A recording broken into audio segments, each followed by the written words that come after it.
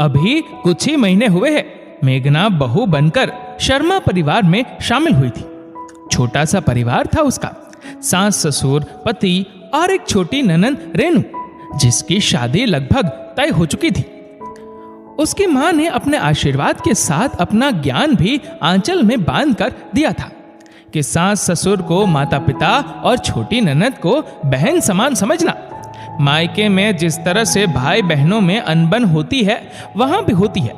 जैसे यहाँ मान जाती हो वहां भी मान जाना, तभी परिवार सुख शांति से रहता है। खुशी के पल कितनी जल्दी बीतने लगते पता भी नहीं चलता है। मेघना भी सबके साथ हिल मिल गई थी और वक्त बीता जा रहा था। ननद के साथ मस्ती करते करते कब 4 महीने हो गए पता भी नहीं चला।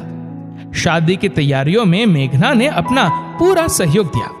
उसकी ननद अपने माता पिता के पास हर वक्त यही फरमाइश रखती थी कि जैसा भाभी के पास लहंगा, ड्रेसिंग टेबल, सोफा और जितने भी सामान है, मुझे भी वैसा ही चाहिए।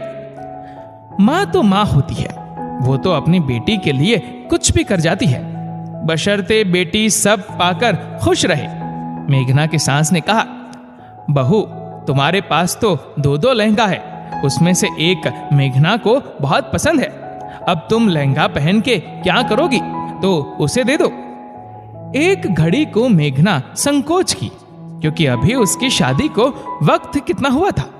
उसने भी बड़े प्यार से अपनी शादी की तैयारी की होगी, परंतु परिवार के प्यार के आगे एक लहंगा क्या मायने रखता है, ये सोचकर मेघना ने अपने लहंगे को अपनी सास के हाथों में सौंप दिया। एक रोज बाजार में जब सभी लोग शादी की खरीदारी करने गए, उसकी ननद हर चीज में अपने लिए सबसे अच्छा ढूंढती थी। वहीं मेघना की नजर एक साड़ी पर पड़ी, उसे वो बहुत अच्छी लग रही थी। उसके ससुर ने कहा, बहू अगर तुम्हें ये पसंद है तो तुम ले लो। मेघना ने बड़े आदर से कहा, पापा जी ये साड़ी मैं अपने लिए नहीं, मम्मी जी के लिए देख रही हूं, उन पर बहुत अच्छी लगेगी। वो मुस्कुराने लगी। रेनू ने कहा, भाभी शादी मेरी है, माँ की नहीं, और आप मेरे लिए पसंद करो, माँ तो कुछ भी पहन लेगी, है ना माँ? माँ मुस्कुराई, परंतु वहीं मेघना को वो साड़ी इतनी पसंद आई कि उसने अपने पति को कहकर वो साड़ी अपनी सास के लिए ले ली। शादी के दिन सब तैयार हो रहे थे। बेटी की माँ को कहाँ फुर्सत होती है, बेचारी इधर उधर में लगी हुई थी, बाल बिखरे थे। तभी मेघना अपनी सास को बोली, मम्मी जी आप थोड़ी देर के लिए इधर आएंगे? और वो उन्हें जबरदस्ती कमरे में ले गई और उन्हें वो साड़ी पहनाई, उनके बाल संवारे और बोली, अब ठीक है, अब आप जाइए और जो भी काम हो मुझे बताइए, मैं कर दूंगी। आप लड़की की माँ हैं, आपका भी तो एक अलग रुतबा है जो लोगों को दिखना चाहिए। सास मुस्कुराई और मेघना को प्यार दी और दूसरे काम में लग गई। शादी बहुत अच्छे से संपन्न हुई। बेटी विदा हुई। माँ को दुख तो होता ही है, किंतु उस माँ को संभालने के लिए बहू ने बेटी की भूमिका निभाई। सभी सगे संबंधी यही बात बोल रहे थे कि रेनू की माँ को बहू के रूप में दूसरी बेटी मिल गई है। धीरे धीरे मेघना ने सबके हृदय में अपनी एक अलग जगह बनाई। मेघना की सांस अब पूरी तरह से निश्चिंत हो चुकी थी, क्योंकि मेघना ने बड़े अच्छे से सब कुछ संभाला था। कुछ महीनों बाद मेघना की ननद घूम फिर के पग फेरे के लिए अपने मायके आई थी। रेनू अपनी ससुराल की बहुत तारीफ कर रही थी। हर बात पर वो कहती, मम्मी आप तो ऐसे रहती हो, मेरी सास तो इतने अच्छे से रहती है।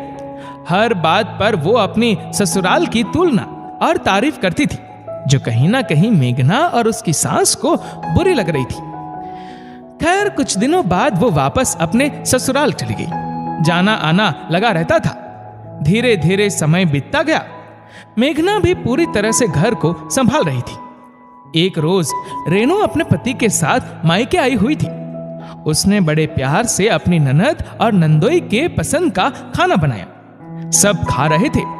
रेनू की माँ ने बड़े प्यार से पीली दाल का कटोरा उठाया और बोली, रेनू तुझे ये बहुत पसंद है ना, मैंने खुद तेरे लिए बनाई है, ये लो और जल्दबाजी में थोड़ा सा दाल रेनू के साड़ी पर गिर गया।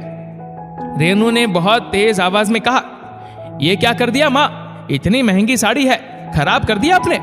आपको पता है मेरी सास ये साड़ी बनारस से लेकर आई थी, आपने तो इतनी महंगी एक भी साड़ी नहीं दी होगी मुझे।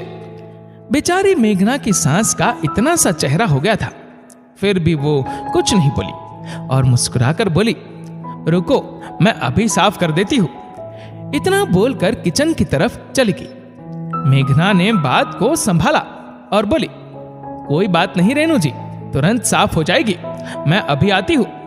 और वो सास को देखने चली गई। मेघना को देखते ही उसकी सास बोली, मैं ठीक हूं बहू, तुम बाहर संभालो, मैं रसोई संभालूंगी। मेघना ने कहा, मम्मी जी आप रेनू जी की बातों का बुरा मत मानिए, बेटी माँ पर अपना अधिकार समझती है, तभी वो कुछ भी बोल जाती है। चलिए सबके साथ बैठते हैं। 2 दिन बाद जब रेनू जाने लगी तो माँ के कमरे में जाकर बोली, माँ मैं कम ही आया करूंगी, मुझे फुर्सत नहीं मिलती है। वो बोली, कोई बात नहीं, तुम अपना घर परिवार संभालो, मुझे भी अब बहू के रूप में एक बेटी मिल गई है जो बेटी से ज्यादा मेरा ख्याल और मेरा सम्मान करती है। रेनू ने कहा, माँ आप बहुत बदल गई हो।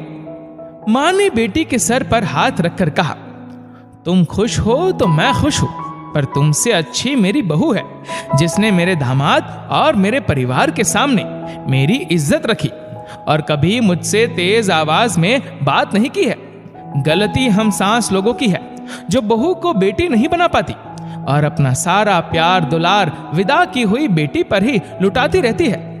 आशा करती हूं तुम भी अपनी सास की मुझसे ज्यादा इज्जत और प्यार करोगी।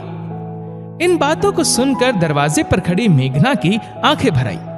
रेनू अपने ससुराल चली गई और मेघना को उस घर में अपने मायके जैसा प्यार मिलने लगा। ये देखकर कहीं ना कहीं रेनू को भी अपनी गलती का एहसास हुआ और वो भी अपने ससुराल में अपनी माँ की दी हुई सीख को निभाने की कोशिश करती। अगर हर सास बहू को बेटी का दर्जा दे तो दुनिया में कोई ऐसी बहू नहीं जो सास को माँ का प्यार नहीं दे सकती है। बस एक बार कोशिश करके तो देखे, बहू को बेटी जैसा प्यार करके तो देखे, बेटी से बढ़कर बहू प्यार करेगी।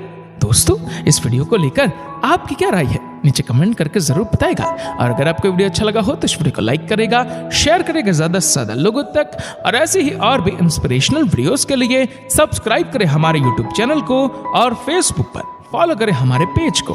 धन्यवाद।